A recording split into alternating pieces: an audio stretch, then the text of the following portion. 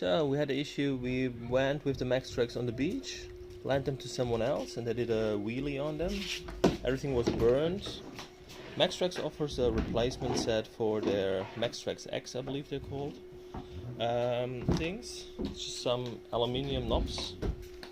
If you take a 15mm drill in a hole, then you have just a Torx impact drill driver. You will need something to push ahead, so I just use a normal plate, put it on, otherwise might hurt a bit. Then you can screw them in.